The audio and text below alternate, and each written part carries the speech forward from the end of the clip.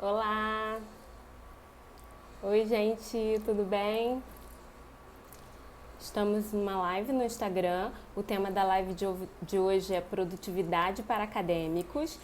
Essa semana eu moro no Rio de Janeiro e a maior parte do meu público também mora no Rio de Janeiro. Essa semana começou um período de quarentena que, como contribuição a esse momento de tensão que a gente está vivendo, me propus a fazer 3 lives essa semana discutindo alguns assuntos que eu apresento nos meus cursos. Então, na segunda-feira, eu falei sobre a técnica imersão retiro de escrita, que é uma técnica criada por mim para a escrita de artigos acadêmicos. Na quarta-feira, eu falei sobre mapas mentais acadêmicos e hoje eu estou falando sobre produtividade para acadêmicos. Então, vamos lá. O planejamento da aula hoje é o seguinte, a gente vai falar primeiro de priorização. Primeiro eu quero explicar o que eu quero dizer quando eu chamo de produtividade acadêmica. E muita gente não entende isso e acha que é um caminhar na linha neoliberal da produtividade desenfreada. Vamos lá. Quando eu falo de produtividade acadêmica, eu não estou querendo falar de fazer mais em menos tempo, nem de mais com menos recursos, nem de requentar artigos para que você tenha mais publicações científicas. Não é isso. É justamente o contrário disso. Eu trabalho com o conceito de produtividade da Gabriela Brasil e da Thaís Godinho. Trouxe aqui um dos livros da Thaís Godinho, maravilhosa.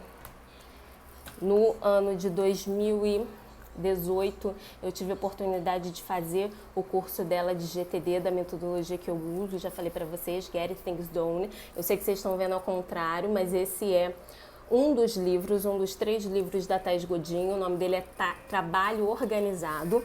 E outra pessoa que é referência para mim, além da Thaís Godinho, que tem o blog Vida Organizada, é a Gabriela Brasil, que são duas influencers, né, que trabalham com organização e produtividade. E as duas trabalham numa linha muito parecida que eu me identifico muito também quando chamam de prioridade e produtividade. Trabalham esses dois conceitos muito aproximados, porque produtividade não é para fazer mais, produtividade é para fazer o que importa. O que importa para você nesse momento?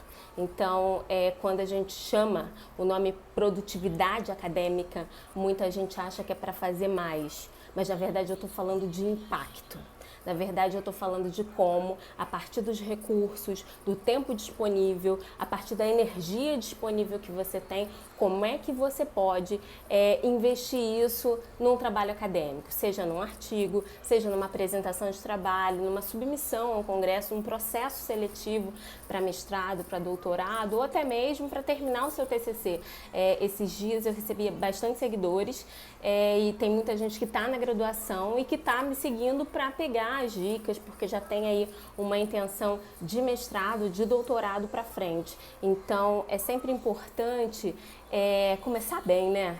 Se eu soubesse algumas dessas dicas quando eu estava lá na graduação em Ciências Sociais, eu tenho certeza que eu teria sofrido muito menos.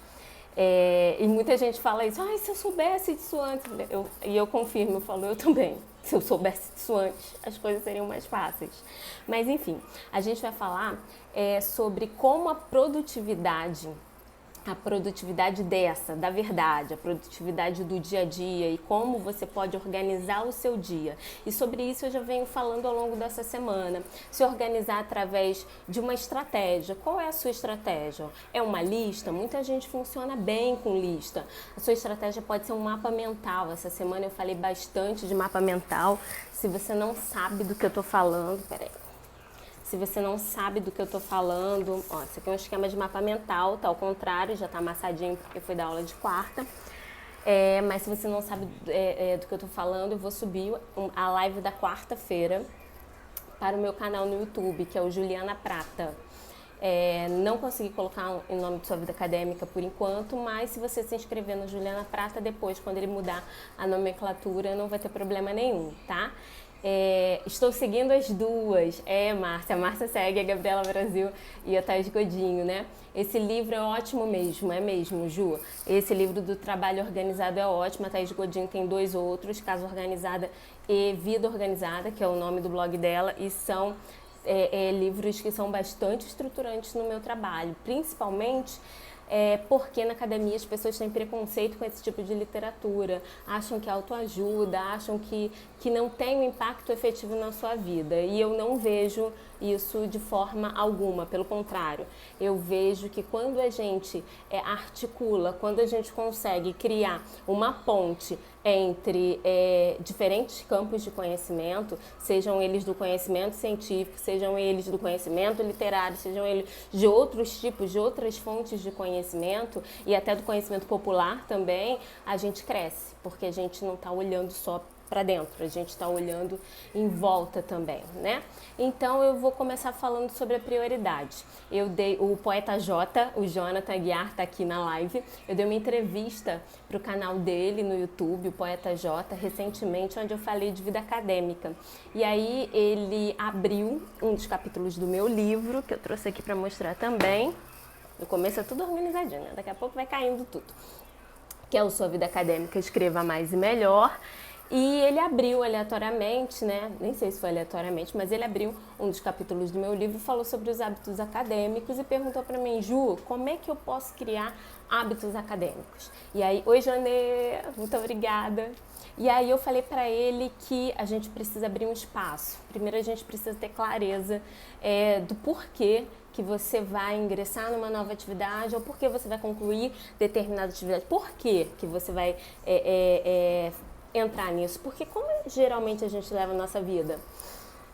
Zeca Pagodinho, deixa a vida me levar. A gente vai fazendo e não vai refletindo, porque nunca a gente está no momento ideal, e isso é verdade. Se você esperar o momento certo, o momento perfeito para uma pós-graduação, para o mestrado, para o doutorado, o momento perfeito para a sua monografia, o tema perfeito, o orientador perfeito, isso não existe. Na vida real não tem não, né? Vocês sabem.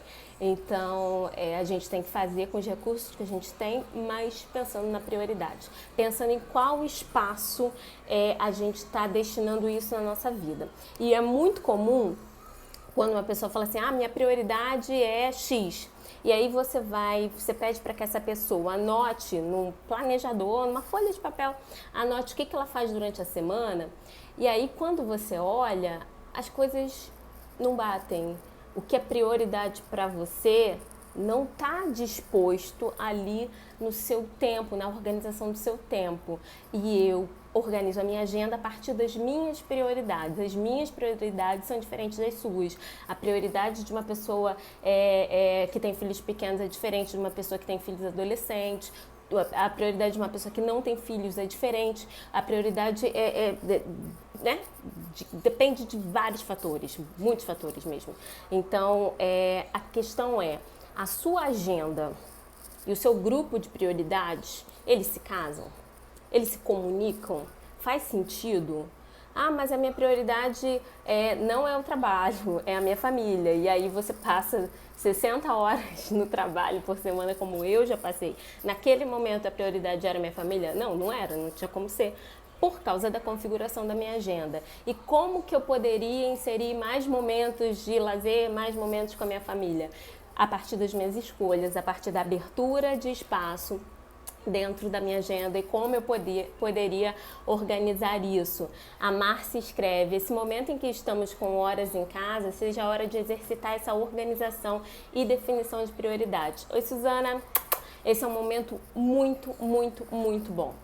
Seja para sua organização em geral, seja para sua saúde mental. Então, assim, eu acho que nesse momento a gente tem duas coisas aí que podem andar bem compassadas, que é colocar em dia as coisas que você acha que estão atrasadas, porque às vezes nem estão, às vezes isso não faz parte, mas você não precisa concluir isso e você tira da sua lista de tarefas. E tem o outro lado que é ocupar a sua mente, que é você se alimentar, ter esperança e falar, não, então eu vou fazer isso, porque quando eu voltar a trabalhar, quando a vida normalizar, ou daqui a pouco eu vou conseguir desenvolver determinado projeto assim ou assado. Então é um ótimo momento, sim, para você se dedicar aos seus projetos, sejam eles projetos de estudos, projetos de escrita, projetos de pós-graduação. É um excelente momento. E eu queria falar com vocês também sobre as rotinas. Quando eu dei aquela entrevista lá pro Poeta J, que você pode conferir no canal dele no YouTube, quando eu falei para ele que existem coisas que precedem o fato de você ter um hábito acadêmico, eu falei primeiro para ele e para vocês que tem que ter uma priorização, o que vem primeiro, o que vem depois. Depois você tem que abrir espaço na sua agenda e colocar isso. Como é que vai ser? Eu quero fazer doutorado. Tá. Quais condições eu tenho? Eu preciso largar um dos empregos? Eu tenho mais de um? Eu posso me sustentar de bolsa? Tem alguém na minha família que temporariamente pode fazer esse financiamento dos meus estudos? Não sei. Você vai ter que pensar e refletir. E para isso, a minha dica é você colocar talvez um mapa mental de decisão. Lembra que eu falei na última aula da quarta-feira, um mapa mental para você, dessa fase decisória, você conseguir fazer definições na sua vida, e é um caminho bastante importante. Então você criar, abrir um espaço na sua agenda, criando uma prioridade, depois você abrindo esse espaço e você criando uma rotina. A repetição faz com que a gente internalize determinadas práticas, determinados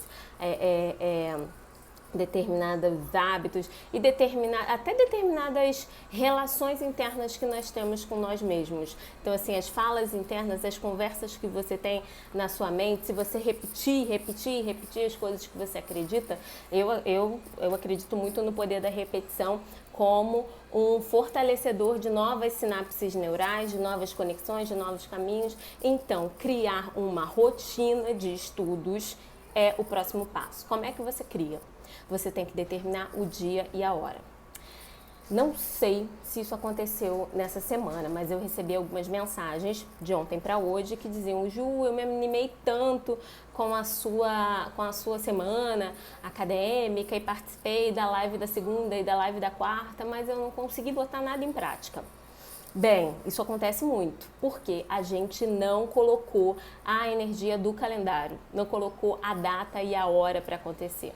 Nem sempre, principalmente nessas semanas, vai ser um bom momento para você sentar e estudar. Talvez a sua cabeça não esteja tão legal, como a minha também não está tão legal. Mas você se propor a no dia X ou no dia Y, do horário de tal a tal, você sentar e se organizar, você tem mais probabilidade de conseguir executar essa tarefa. Por isso que a metodologia que eu falei para vocês do curso da Thais Godinho que eu fiz, que ela é uma Master Trainer da metodologia GTD, que é criada pelo David Allen, que é uma metodologia, um método de gerenciamento das informações que chegam na vida hoje. Então é um método muito completo, foi um curso que foi um investimento muito grande de recursos, de atenção, de implementação. É uma metodologia que eu já sigo há alguns anos, mas fazer o curso realmente me levou para outro nível de compreensão. Então, quando o David Allen fala dessa questão da sua rotina, da sua repetição, de você ter clareza do porquê que você está fazendo e como que a rotina marcada no calendário com data e com hora vai te ajudar a se organizar e a ter mais compromisso com os seus compromissos, com você mesmo, com você mesma. Quando o David Allen fala sobre isso nos livros dele, eu falei, é isso, porque muitas vezes somos mais disponíveis para os outros do que para os nossos próprios projetos. Tô mentindo? Não, né? Então, ter clareza do porquê você vai fazer. Então, o primeiro passo é você elencar suas prioridades. Talvez a sua prioridade nesse momento não seja arrumar um armário. Talvez a sua prioridade nesse momento também não seja fazer o projeto do mestrado para o final do ano. Talvez a prioridade nesse momento seja você fazer uma meditação, fazer um relaxamento, seja você organizar algumas coisas. Não sei, você que vai saber qual a sua prioridade nesse momento. Mas a primeira coisa é ter clareza. Então, prioridade, agenda. Sua agenda tem que ter sincronia com a sua prioridade. Depois, você repetir, criar o hábito. Já falei para vocês aqui na live de segunda e na live de quarta, que eu tenho só um período da semana para poder estudar. Tem uma pessoa que fica aqui na minha casa, maravilhosa, Fabiana, que fica com meu filho, e eu vou para a biblioteca da UERJ estudar à tarde. Eu faço 2 pomodoros, 1h30, tenho intervalo, depois mais 1h30, e é essa a minha possibilidade de estudos fora de casa hoje. Pode ser que amanhã as coisas mudem, mas o que é mais importante? Eu saber que na terça à tarde eu tenho um compromisso, e o compromisso é comigo, o compromisso é com a minha tese. Então eu tenho aquela rotina. No início, as 7 primeiras semanas foi uma luta, porque eu queria chegar em casa, chegava do trabalho, queria descansar, queria deitar um pouquinho, queria várias coisas. Ver vídeos no YouTube, Fabiana maravilhosa, e Maíra é bênção, né, Maíra?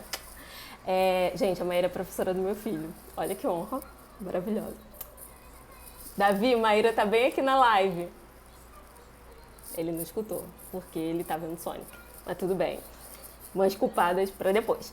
Então, você criar essa rotina nas 7 primeiras semanas que eu ia estudar fora de casa, era muito sofrido, porque eu queria ficar em casa. Ainda mais que uma pessoa maravilhosa em casa. Queria ficar em casa, dar uma relaxada, mas aí eu sabia que aquele movimento era importante para minha tese, que eu precisava fazer alguma coisa por mim, e era o único período que eu tinha para fazer isso. O único, eu não tinha escolha. Fui engrenando, e quando na 8ª semana, mais ou menos, 7ª, 8ª semana, eu percebi que pra mim já era automático. Eu já chegava do trabalho, deixava o Davi, já tinha feito coisa às 7 horas da manhã, já tinha feito o almoço, e aí organizava tudo, pegava as coisas e ia para o lugar que eu estava estudando, no caso, lá na biblioteca. Essa rotina foi importante, o movimento de repetição, para que isso se tornasse um hábito na minha vida. Hoje, às terças-feiras à tarde, eu fico perdida, né?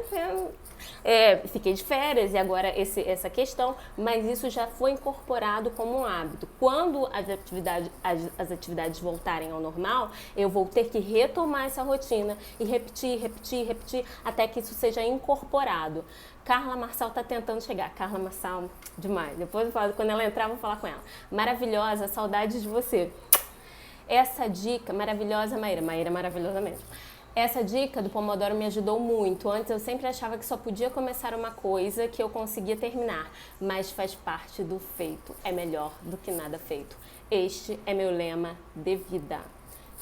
Principalmente depois que eu virei mãe, tem coisa que não dá pra fazer e eu vou me perdoar, e eu vou me aceitar, e eu vou fazer o que é possível dentro do meu compromisso profissional, dentro do meu compromisso como pessoa, mas tem coisa que não vai dar pra sair como eu queria, mas é o possível, é o feito melhor do que o perfeito, que não foi feito, certo? Então vamos lá. A incorporação fecha isso, então prioridade, agenda, rotina, a criação do hábito. Eu queria falar para vocês, tem um e-book que eu escrevi para os alunos do meu curso, que tem 25 dicas, talvez não dê tempo de falar as 25, mas eu vou falando, eu selecionei as mais importantes, as 4 mais importantes, mas vou falando das outras também. A minha primeira dica de produtividade para você que quer cursar, que está cursando, ou que tem interesse no tema estudos e escrita, para escrita de TCC, monografia, tese, dissertação, a primeira coisa é tenha um plano de estudos. Ontem eu tive reunião de orientação com o meu grupo de pesquisa, e a primeira coisa que a minha orientadora falou, o que vocês vão fazer nos próximos 3 ou 4 meses, porque provavelmente é isso que a gente vai ter de tempo de afastamento do grupo de pesquisa. E aí, quando ela falou isso, eu já sorri, porque já tinha o meu planinho lá, ali organizado, porque era importante que eu me antecipasse, porque dou conta de muitas atividades. Com certeza você é uma pessoa que dá conta de muitas atividades também. Então a melhor coisa que a gente tem que fazer é se antecipar, é ter um mínimo de previsibilidade, um mínimo de fôlego para poder gerenciar as situações. Quem me conhece há muito tempo, meus amigos estão aí de prova, minha família também está aqui de prova, que eu não sou uma pessoa organizada, nunca fui uma pessoa organizada, mas que eu tenho a necessidade de organização, principalmente depois que meu filho nasceu, eu precisei ser organizada para dar conta. Eu não contei para vocês, a maioria das pessoas não sabe, mas eu engravidei no mestrado. Sim, no mestrado. Eu qualifiquei, eu estava grávida de 5 meses, o dia da minha defesa foi o dia que meu filho fez 5 meses. É a primeira vez que ele bebeu água na vida. Então, um dia muito marcante. Então, todo o período de estresse de escrita, eu fiz no período de gravidez e puerpério. Foi difícil? Foi difícil, muito difícil. Recomendo? Não, não recomendo. Mas digo que é possível e que os estudos foram a respiração, o arzinho que fazia com que eu alternasse aquelas tarefas de mãe de primeira viagem e pessoa que tinha que dar conta de uma dissertação, né? Então, na época que eu fiz, eu sou antiga, já falei para vocês, na época que eu fiz não havia licença para licença maternidade para pós-graduandas. Hoje tem com postergação com postergação de prazo. Vamos lá. Então tenha um plano de estudos, tenha um plano, saiba aonde você quer chegar. Juliana, mas se as coisas mudarem, você troca seu plano. Não, o problema não é esse, o problema é você pensar estrategicamente. O que eu quero fazer? Por que eu quero fazer um doutorado? Por que eu quero fazer um mestrado? Falei na última live, é um nível de energia muito grande que você tem que despender para fazer um mestrado, para fazer um doutorado, para terminar uma graduação e ter clareza. O caminho que eu conheço, que te dá mais fôlego, que te dá mais impulso para você conseguir ir em direção dos seus objetivos. Então, a primeira técnica que eu tenho para te falar é: tenha um plano de estudos, um plano de trabalho, tanto faz. Como é que eu faço, Juliana? Escreve num papel, escreve em qualquer lugar, escreve qual é o seu objetivo.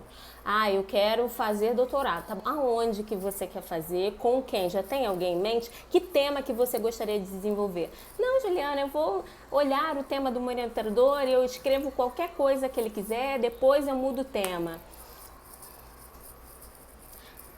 Oriento muitas pessoas, muitas, Vinícius está aí também, quando a gente se identifica de fato com o tema, a gente tem mais fôlego e mais energia para desenvolver um projeto científico, um projeto acadêmico. A Ju fala, isso, Maíra, isso aí, vamos juntas, vamos lá.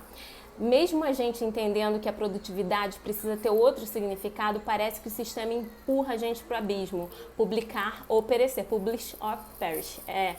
Sim e não. Porque quando a gente é obrigado a publicar também, as nossas melhores ideias são obrigadas a sair. Ângulo, Ju. Vamos também encarar a escrita, encarar todo esse processo estrangulador como resistência. O que a gente pode fazer como resistência? Só o fato de eu ter um blog de escrita acadêmica, você ter um blog que trabalha também com vida acadêmica, só o fato de sermos mulheres e estarmos encabeçando projetos como esse já mostram que o poder pode ser distribuído e a gente pode lutar, e a gente tem que lutar sobre isso, né? Então, a primeira coisa, plano de escrita, plano de estudos. Escreva seus objetivos, escreva por quê, coloque metas, coloque prazos. Se você já está no mestrado e doutorado, coloque o que você quer fazer daqui a um mês, daqui a 2 meses, qual é o seu cronograma de trabalho. Geralmente, num projeto de mestrado ou doutorado, você tem a última partezinha, um cronograma bem michuruca, que você coloca qualquer coisa ali como se fosse uma tabela figurativa. Não, encara esse cronograma com mais seriedade. Vai por mim. A outra dica que eu tenho para dar para você é a técnica da escrita livre. A Aninha tá aí. Na outra live eu não entendi a pergunta dela. Ela falou, fala mais um pouco sobre a escrita livre sem referência. E aí eu entendi que eu tinha falado sem citar a referência. Entendi errado. Mas aí eu queria falar um pouquinho sobre isso. A escrita livre é um termo utilizado pelo Howard Becker. Ele tem um livro fantástico. Eu tenho uma formação, inclusive, o sonho é ser um dia, não, ser ele não, mas construir o meu caminho naquele trilho. Eu tenho uma formação parecida com a formação acadêmica dele, e ele tem um livro que tem uma tradução em português chamado Truques da Escrita. É um livro meio chatinho de ler, mas tem algumas questões, o Truques da Escrita é o livro dele, tem uma forma de escrever um pouco chata mesmo, eu acho que a tradução, nunca li no original, mas ele traz algumas ideias muito interessantes, as 2 principais ideias que eu acho que valem para a vida, você escrever livremente, e aí ele fala, escreva livremente e edite e faça a revisão com diligência, então seja mão solta para escrever, mas na hora de uma revisão você seja um cientista bastante criterioso. E a segunda coisa é sobre os rascunhos acadêmicos. Ele fala que nunca a gente tem que começar um texto do zero. Nunca. Porque a gente sempre tem uma referência anterior para usar. Então, dificilmente eu trabalho com texto zerado. Eu abro um documento no Word e começo... Não, sempre eu tenho um banco de referência para me ajudar. Eu tenho um banco de referência num aplicativo chamado Evernote. Vocês estão ouvindo Sonic, né? Davi, abaixa um pouquinho o Sonic aí, obrigada. Ele escutou dessa vez, que ele estava dançando. Então você tem a Monique, já usou o Trello para acompanhar a escrita acadêmica? O Trello é o meu aplicativo favorito. Maravilhoso. Eu dei até um cursinho para os meus alunos como usar o Trello. Muito legal. Adoro, adoro, Monique.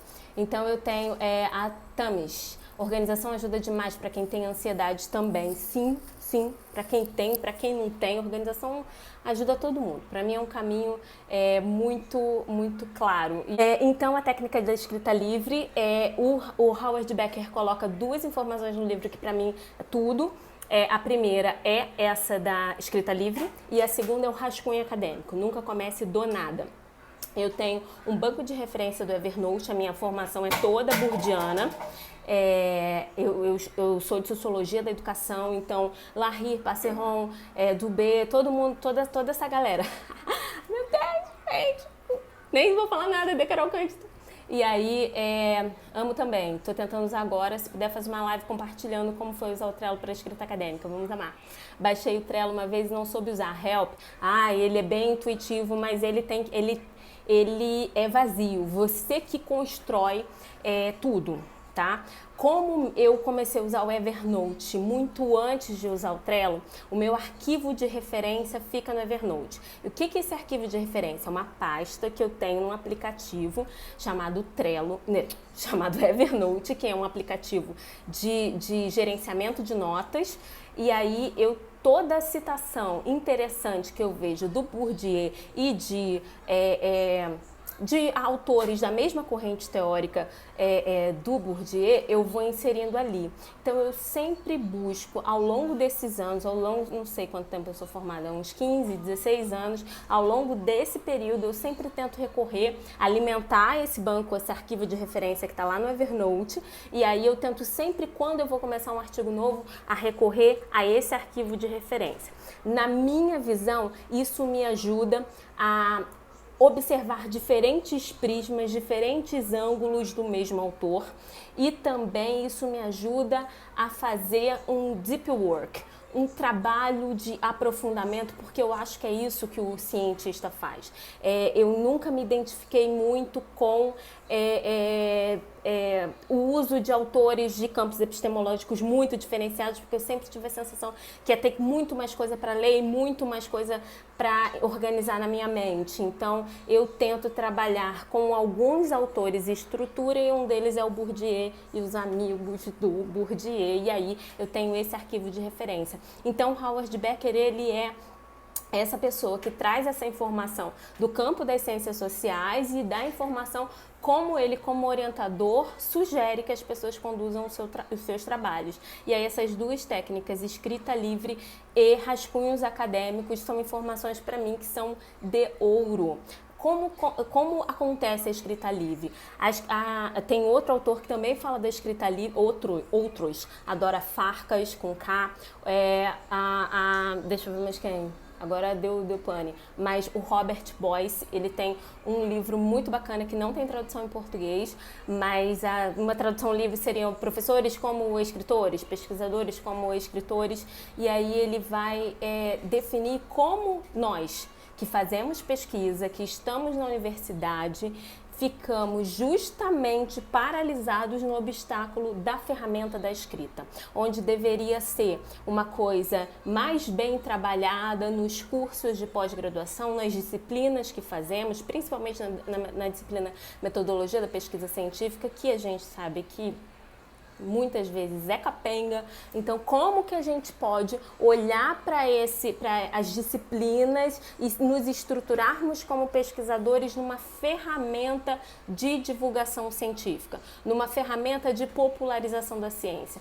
Porque não sou só eu que no meu histórico tenho dificuldade de escrita, não.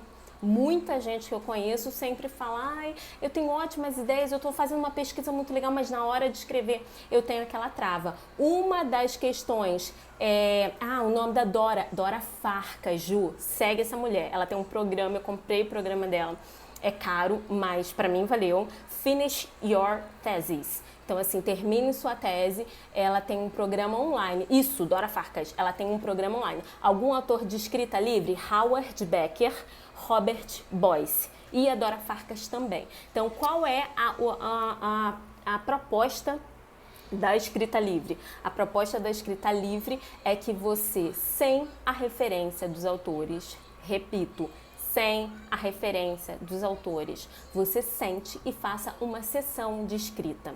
Então é você. O Becker, ele vai trabalhando uma ideia assim muito interessante e que é pouco explorada. Pelo menos eu nunca vi uma pessoa explorar essa ideia, que é o pesquisador constrói. Só que ele constrói também a partir das suas articulações, das configurações, a partir das suas leituras, a partir da construção do seu objeto, mas da construção do seu modelo mental. Então, ele alterna escritas a partir de referenciais bibliográficos, e é esse tipo de escrita que a gente é muito acostumado a fazer, e uma escrita livre. O Robert Boyce chama essa escrita livre de escrita gerativa ou generativa. É gerativo.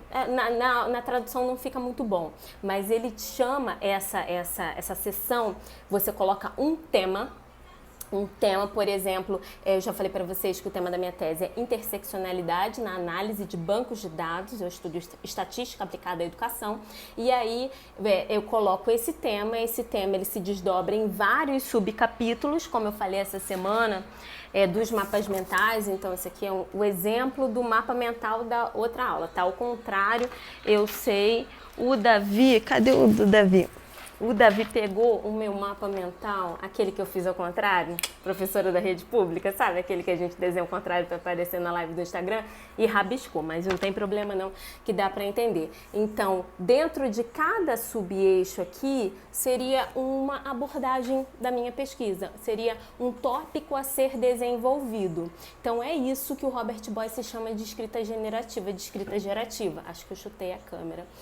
Que é você pegar um tema e começar a desenvolver a partir das suas articulações, a partir apenas dos seus pensamentos, sem usar a referência dos autores. Em algum momento vai aparecer a ideia do autor, não tem como, a gente tem as leituras acumuladas, não há como escrever se você não leu antes, mas você, quando senta e se propõe a desenvolver o seu percurso, a sua estrutura de pensamento, a sua linha de raciocínio, você tem uma probabilidade maior de trazer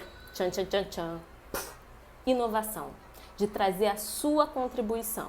Qual é a contribuição do cientista? É fazer uma discussão bem elaborada, é fazer essa curadoria dos autores, porque eu escolhi esse e não aquele. E aí, quando você escreve mais livremente, você tem uma chance maior de soltar a sua ideia, de se desbloquear. Toda a escrita da sua dissertação ou da sua tese vai ser de forma de escrita livre? Não, mas muitas coisas podem e devem ser. Que tipo de texto pode servir? Deixa eu me organizar aqui que já chutei tudo. Que tipo de texto pode servir para uma escrita livre? Bem, dá para você escrever os seus resultados de forma livre? Não, não é possível. Então você vai correr o risco de errar bastante. Mas as suas discussões, né, quando você olha um artigo, qual a estrutura de um artigo?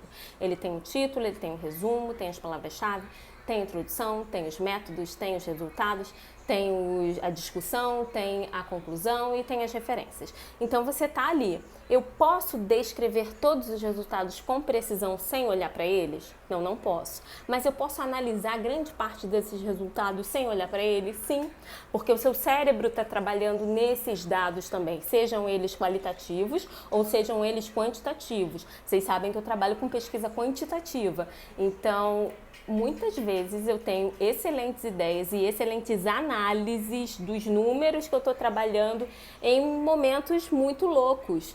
E a escrita livre faz com que eu solte as ideias. Então você tem um tema e você desenvolve esse tema sem a referência dos autores. Dá para eu escrever a minha revisão sistemática, a minha meta-análise, a minha revisão de literatura pela técnica da escrita livre, Ju? Não, não. Essa escrita é absolutamente condicionada àquilo que você lê. Ah, mas eu estou articulando um autor com outro, isso não é uma construção? Sim, é uma construção, mas esse tipo de escrita é uma escrita mais modelada. Você vai olhar para aqueles autores e fazer as elucubrações, fazer ali as análises que você se propôs, mas as considerações finais você pode escrever de forma livre, a análise dos resultados você pode escrever de forma livre. O meu resumo eu posso escrever de forma livre? Não. O resumo é altamente técnico e de preferência tem que ser escrito por último. O último dos moicanos tem que ser o título, tá? Porque recentemente estive numa banca onde o título teve que ser alterado no dia da defesa. No dia da defesa. Então, o título ele tem que expressar claramente, né? Quem é aluno do meu curso sabe, para evitar colocar artigos definidos e indefinidos. Então, assim, o estudo, papapá. Não, porque na indexação pode ter algum tipo de dificuldade. A Michelle diz, o livro Caminho do Artista está me ajudando muito. Sim, o livro Caminho do Artista é da Julia Cameron, ela é uma cineasta e ela trabalha com páginas matinais. A ideia é de você escrever todos os dias 3 páginas e uma vez por semana você tem um encontro com o seu artista. Adivinha quem é o seu artista? Você. Então o livro é maravilhoso, me ajuda muito a desbloquear. Quando eu tô achando que não tá bom, que eu não sei escrever, que eu sou uma fraude, que eu sou impostora, que, meu Deus, eu dei sorte, não era pra eu estar onde eu tô, eu começo a escrever minhas páginas matinais porque elas me trazem mais clareza. Na verdade, eu não penso dentro da minha cabeça, eu penso no papel.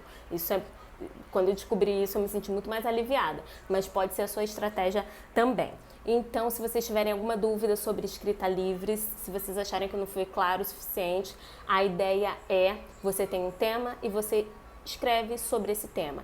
Quais tipos de textos são os ideais para você fazer escrita livre? Bom, os textos não acadêmicos, né, de um modo geral. A Alessandra está aí, a Alessandra é escritora, sabe bem disso. Tem alguns textos que precisam ser mais bem cuidados e mais bem trabalhados, outros podem ser mais escritos de uma forma mais rápida, mas revisados com igual cuidado ou talvez com mais cuidado. Existem tipos diferentes, mas se você escrever as suas considerações finais e a sua discussão nessa possibilidade mais livre, com certeza, análises interessantes podem aparecer no seu texto acadêmico, tá? Se você tiver alguma pergunta, tem aqui embaixo um ponto de interrogação, abaixo da minha imagem, você clica ali porque eu não consigo acompanhar tudo. Vocês veem que alguns eu consigo ler o que está escrito, outros eu vou passando. Professora desembesta, bota aí a primeira marcha, vai embora e não olha mais nada. Na live da quarta-feira, vocês sabem que eu dei 15 minutos de aula para a parede, porque a live tinha sido encerrada, vocês já sabem disso, né? A outra coisa que eu quero falar para vocês é uma dica importante para mim, né? Depois de falar de prioridade, de agenda, de rotina e de hábito e falar de escrita livre, é falar sobre como alcançamos as nossas referências. O slogan do Google Acadêmico é sobre os ombros dos gigantes. Sobre os ombros dos gigantes. E é bem isso que acontece quando a gente está fazendo a nossa revisão de literatura. Muita gente me pergunta também, qual a diferença de uma revisão de literatura, de uma revisão sistemática, de uma meta-análise, o que você intenciona, qual é o seu objetivo. Não, Lu, Lu, não se sinta sozinha, eu também estou no doutorado e recorrentemente me sinto impostora. Sim, isso é muito comum, já falei na live anterior, principalmente para mulheres. A gente acha que não é o nosso lugar, que a gente não é tão boa assim, que contaram pra gente que outras pessoas que são os escritores, que pessoas de outra classe social, pessoas de outra cor, pessoas de outro gênero, que essas pessoas são os escritores oficiais. E aí a gente está quebrando as estruturas do poder, é isso que a gente está fazendo aqui. Não há futuro no capitalismo, não se esqueçam. Sou uma fraude, tamo junto. Para. Não, empoderamento. Estamos aqui para construir junto, tá? Então, como que você...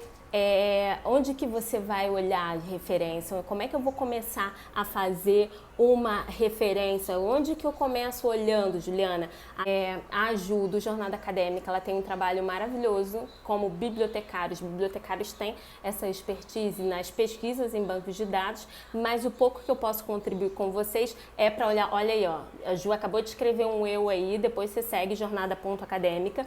A minha dica é você começar a aprender a usar os filtros dos bancos de dados, porque muitas pessoas têm dificuldade, falam assim, eu entrei, Ju, você falou para eu entrar no banco de teses da CAPES, eu entrei e não entendi nada. Aí quando saíram 9 milhões de resultados, eu falei, não vou conseguir, e aí eu desisti. Bem, pode ser esse o momento de você aprender a mexer nos filtros. Os filtros do Google Acadêmico, eles são muito parecidos com os filtros das universidades, com o filtro do Cielo, com o filtro do banco de teses da CAPES. Então você pode aproveitar esse período para usar esse mecanismo que é fundamental, por exemplo, se você está fazendo uma meta-análise. Acabou que eu citei e não expliquei, né? A diferença entre revisão sistemática e revisão de literatura. A revisão de literatura, você tenta desenvolver um tema a partir dos autores. Então, por exemplo, eu estou desenvolvendo interseccionalidade. Então, o que é interseccionalidade na perspectiva da Silma Bilge, da Bell Hooks? O que é interseccionalidade na perspectiva da Patrícia Hill Collins? São correspondentes ou não? São divergentes? Como é que é esse movimento? Esse movimento de construção desse modelo da revisão, quem vai fazer sou eu, mas essas autoras disseram alguma coisa antes de mim, eu preciso ir lá consultar. A revisão de literatura é isso. A revisão sistemática é quando você se propõe a responder uma pergunta. E todos os artigos e todos os autores que você vai consultar, o objetivo deles é responder a sua pergunta. Por exemplo, como a interseccionalidade opera em banco de dados. Isso é uma pergunta. Então, a partir do como a interseccionalidade opera em bancos de dados, eu vou fazer filtros que me possibilitem trabalhos de diferentes naturezas, de diferentes campos de conhecimento que possam contribuir com a análise e a resposta para a minha pergunta. A Aline, minha mentora, todo dia é dia de deixar de ser uma fraude. Todo dia é dia de deixar de ser uma fraude. É isso. Todo dia a gente tem que repetir que não somos uma fraude. Não somos. Muita gente fala assim, nossa, como você é segura, Juliana? Não sou. É uma construção. É isso que a Aline falou. É todo dia. É um exercício. A Hannah Simões está aí na live? A Hannah Simões falou pra mim, você poderia falar de autoestima acadêmica? E isso é, assim, um tema super importante que eu gostaria de explorar mais. Não sei se vai dar. Não vai dar. Mas vamos lá. Então, pesquise banco de dados da tese. Sugiro ter um protocolo para registrar as decisões de busca da RSL, da revisão sistemática, para a pesquisa ser replicável. Ótimo, Ju, excelente. A Ana, somos muito boas. A Ana me ensinou isso há uns 15 anos. Sou boa, muito boa e eu acreditei em mim. E a última dica, porque já está encerrando e eu preciso ler 5 perguntas. Se você tem sua pergunta, coloca aqui. Olha, Hannah, tudo bem? Então, a autoestima acadêmica é uma coisa que se constrói cada dia. Disseram pra gente que esse não é o nosso lugar, mas a gente é ruim e a gente vai cavar esse lugar pra gente, vamos ter que aceitar. A última dica é sobre os gerenciadores de referência. Os gerenciadores de referência são algo milagroso que salvaram a minha vida no meu mestrado, grávida, chorando, achando que não ia terminar nada. Eu trabalho essencialmente com Mendeley. Eu aprendi com a Ju, do Jornada Acadêmica, que lá no site da UDESC, Ju, eu acho que é a Universidade do Estado de Santa Catarina. Eu acho que é lá onde a Ju trabalha. Tem um manual de Mendeley maravilhoso que explica o que é um gerenciador de referência e como é que você vai usar. Você vai alimentar, é um aplicativo ou plataforma, pode usar no site, pode usar até no celular. Você vai alimentar essa plataforma com os textos, com os artigos que você está trabalhando no seu grupo de pesquisa ou vai trabalhar no seu texto. E aí você vai, se você usa o sistema Windows, você insere um botão no seu Word e quando você está escrevendo o seu texto, quando você colocar o sobrenome daquele autor que você já alimentou anteriormente o banco de dados, um milagre acontecerá, que é a formatação automática, até cuspir, automática das suas referências. Muitas vezes sai errado, sai APA, sai Vancouver, mas aí tem formas de configurar, mas o mais importante é que você não precisa perder aquele tempo absurdo no caderninho, escrevendo, perdendo, chorando, falando que referência é essa? Ah, não, mas ninguém vai olhar na hora da defesa. Vão olhar sim, tá? Tem vários tutoriais lá. Tem o Zotero também, que travou menos no meu PC. No meu, o Mendeley funciona melhor, mas o Zotero trabalha com muita gente. Então eu tenho 3 sugestões aqui para dar para vocês. O Zotero, o Mendeley e o EndNote Web. EndNote Web, isso, falei certo. Então esses funcionam bastante. O que eu uso é o Mendeley. Tá certo? Então são essas as principais dicas que eu queria dar para vocês. Espero que seja uma contribuição. A ideia da live de hoje foi ser essa energia de contribuição para a gente colocar nossos estudos, colocar nossos projetos para frente e não deixar que a bad do corona pegue a gente. O EndNote é bom também, então se a Ju tá falando, por favor. Agora eu vou responder as perguntas e ir encaminhando para o final, tá bem? A Ju, quais suas ferramentas favoritas de organização e produtividade? Ai, Ju, eu acho que essa era a pergunta que eu faria para você também. Bem, eu tenho o Bullet Journal, Ju, porque eu sou uma pessoa, eu tenho 37 anos, então eu sou uma pessoa que tem que combinar. Gente, 2 minutos para acabar minha live. Eu vou responder nos stories. Ju, a resposta é Bullet Journal e Trello. São minhas principais ferramentas, porque se você tiver muitas também, você acaba não usando nenhuma. Não vai dar tempo de responder todo mundo. As outras perguntas eu vou... Então, sentiu a tristeza agora, né? As outras perguntas, tô olhando pra hora. As outras perguntas eu vou responder por stories. Espero que tenha sido uma contribuição para vocês. Se você gostou, passa para alguém. Bota um coraçãozinho assim, se você gostou. E é isso. Muito obrigada. O Davi ficou quietinho ali ouvindo Sonic e espero que tenha sido legal para vocês. Essa experiência das 3 lives dessa semana salvou a minha semana. Muito obrigada por vocês me acompanharem. Muito importante nesse momento as pessoas ficarem tornar esses dias produtivos, auxiliando no gerenciamento do estresse. Verdade.